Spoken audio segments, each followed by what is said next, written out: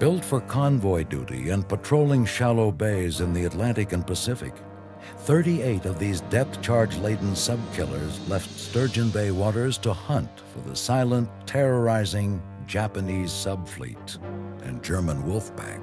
450 ships were sunk along the east coast of this country by German submarines. That's a lot of tonnage to lose in a short period of time. The people going to Florida in 1941, 42 could see the submarines sinking the freighters right off the coast of Florida while they were out on the beaches. You know, we needed something to combat those submarines.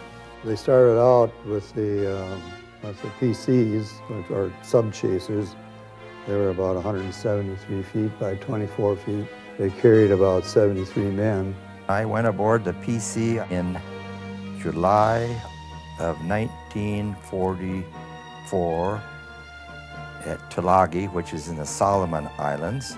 We would escort ships from Tulagi over to New Guinea and around the islands up there.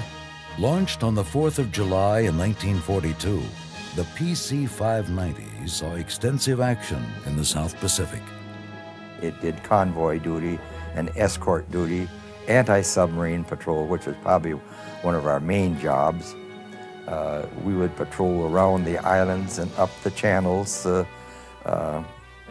looking for Japanese subs that would come in and work these small harbors and wait for the ships to bring convoys to come in. We would run around the convoy trying to pick up the submarine contact, which would be a ping.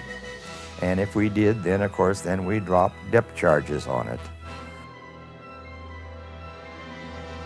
I never heard anybody say anything negative about the PCs or the ships that were manufactured in Sturgeon Bay. They were all very well thought of. They were extremely important to our war effort. I don't think we would have survived without them.